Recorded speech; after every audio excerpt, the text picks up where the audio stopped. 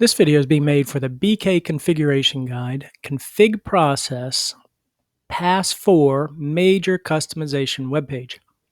Let's see what this page says. What are we supposed to be doing? This pass is only required if you need to add an asset or liability account that requires a dedicated journal beyond the 4 default journals. This page also may contain information related to other major customization needed that is not specified at this time.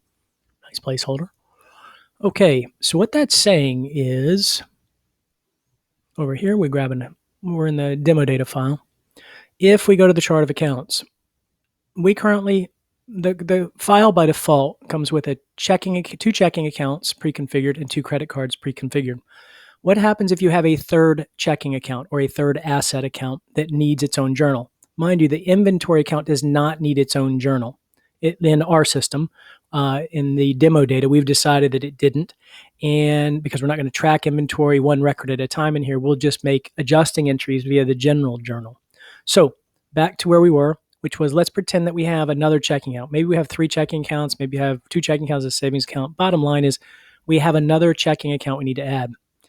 Adding it here is easy, but we have to duplicate stuff on this page, the statements page, the raw transactions page, and we have to duplicate this in addition to making other changes. So what this video should end up being is a really good review process because we're going to touch a lot of worksheets. I'll try to do this fairly quickly. You guys are getting the hang of it now, hopefully. So it looks like, according to our instructions here, we're going to touch the chart of accounts, the raw transaction worksheets, asset and liability journals. We're also going to touch the balance sheet. Oh, the transaction aggregator. Then we have to loop back to Nav1 and go to the chart of accounts again, and then go to statements again, or go to statements. We didn't go to statements here. We're going to kind of skip statements on the first time through, and we'll hit that on a loop back. So here we go. Let's see what we really have to do here. Let's just go through this, and hopefully this goes smooth. So we're going to start with the chart of accounts. I'm going to insert a row below that. And I'm going to make up a chart. I'm going to call it checking CHK 0003. As I can, I'm going to end it with an underscore because that's what we do. I'm going to pick asset. I am not going to configure anything else in these columns right now. I could do it if I wanted to. First of all, checking 003 isn't in this list, so that's one problem. What's one reason why we're going to loop back. I could put show current balance here, and I could put on worksheet statement here. I get NAs and errors, so I'm not going to put those right now. I'll do them when I come back, just like we did the first time when we add it. Now, statements. We're skipping statements according to our little chart. We actually don't go to the statements first. We're going to do that later. There's a reason for that. First thing I'm going to do is go to raw transactions worksheet. I'm going to take and copy this worksheet.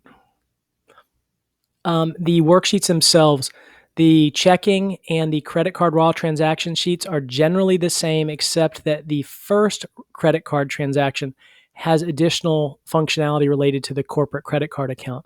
The second credit card raw transactions worksheet is just like the checking worksheet. So you have 3 that are the same and 1 that's different. So if you're doing checking or credit card without the corporate account functionality, you can use any of the 3. Checking 1, which was checking 6677 for the demo data, or checking 2, or credit card 2. If you want to duplicate the credit card functionality, you'd want to use that credit card file. So I might have just talked a little too much, but right click duplicate. We'll rename this raw transactions checking 0003, right? And we'll change the label up here. It should be in there now. There it is.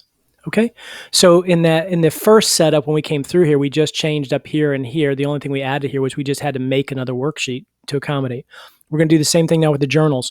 So we need another journal, and again, a journal for checking.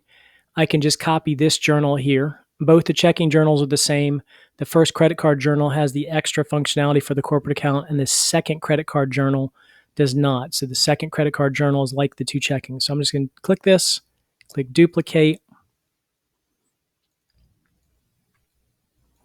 Now, I should be doing this, by the way, in a blank file. So if it's confusing at all, because I'm copying this with data, that's what's going on. And I should be working in a blank file, but I started with this one, so we're just going to keep going with this so you can see how it works. And I could go checking 0003, all good. Now, technically, because this data isn't here, we're going to cheat. We're going to show you how to delete that demo data. Remember, so what I did here, for those that want to keystroke it, is I highlighted that row and then hit Control-Shift-Arrow down. That's all my transactions, hit delete. Okay, so I've created raw transactions for my checking, and I've created a journal for my checking. My raw transactions I could empty too if I wanted to. Let's just go ahead and do that. Why not? Highlight that, and then highlight this row, Control-Shift-Arrow down, delete, and voila.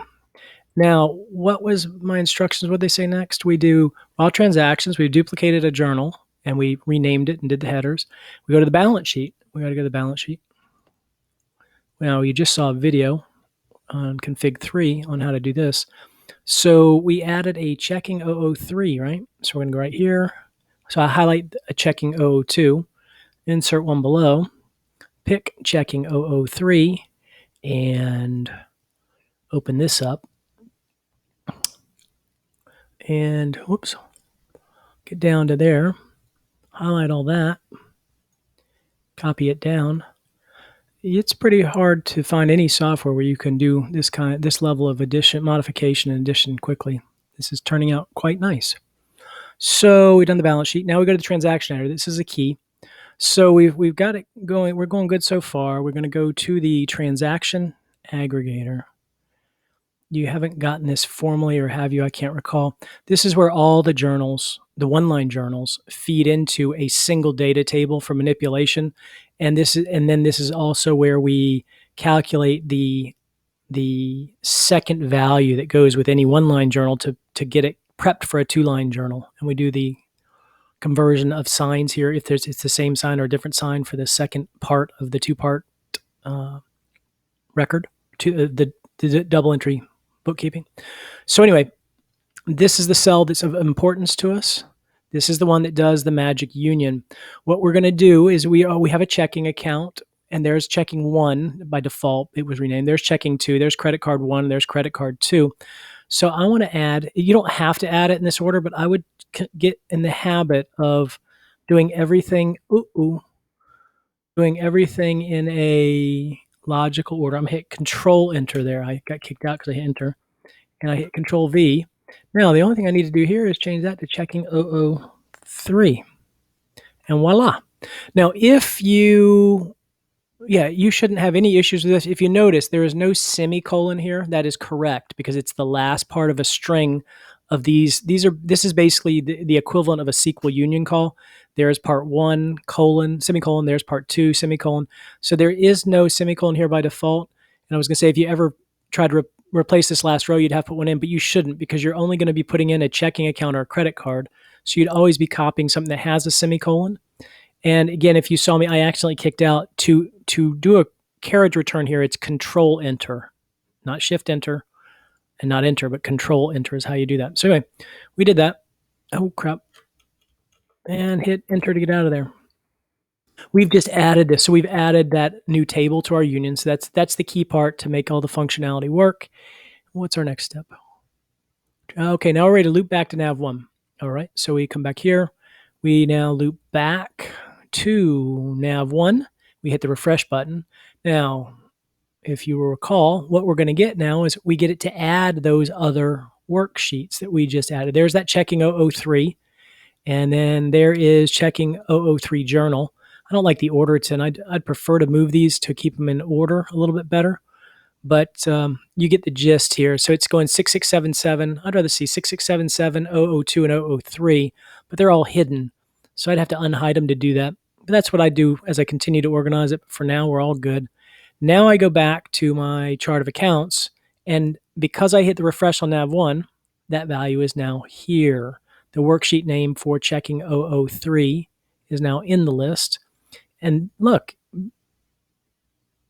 it just put zeros in there, and it's got I thought it was going to have data, but we deleted the data, so it wouldn't have that. Oh, it's on the statements worksheet, but it's not there yet. That's why we're going to have NAs. So if you look, our last step is we're at the chart accounts. We're going to go to the statements now. We're going to go to the statements worksheet, and because it's a checking account, I am going to copy checking 002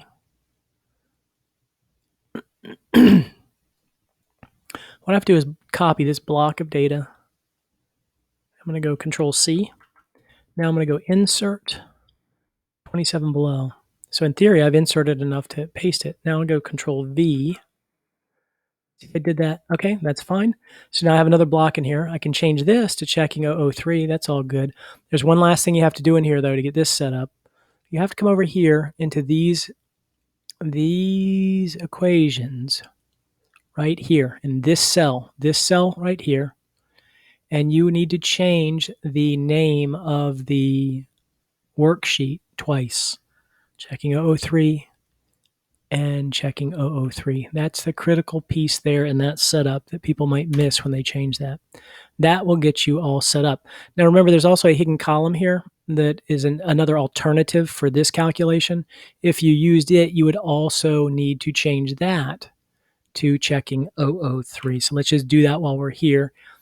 That alternate column was the original way we did the reconciliation before we came up with this new and better way. But now you are fully and completely set up with a new asset account. The recording says we're on about 11 minutes. I'm pretty sure you can do that in about 5 minutes if you know what you're doing.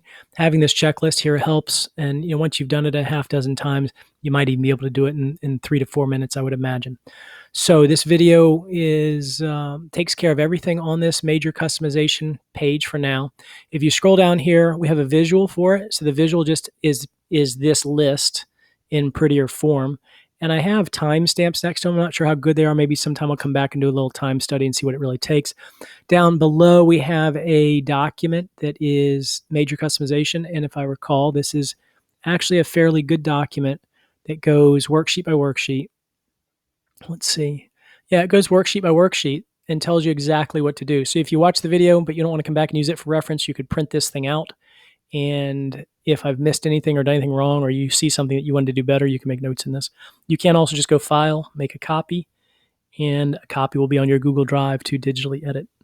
So we're at 12:20, and you now know how to add asset accounts. Liability accounts are going to be the same, and add additional journals and do some major customization to your worksheet. And you are now ready to get going as a user in the Zap accounting software bookkeeping template. So with this video, we are going to pretty much wrap up the content on this site. And when we do that, let's see, I don't know if down here it says it or not. Nope. We would go back to the home page. And I believe the home page, I'm in design view here, so it doesn't look quite right. At the bottom of the homepage, it says your next step is the BK user guide, and the 5-step bookkeeping process is the next step in your journey. So away you go.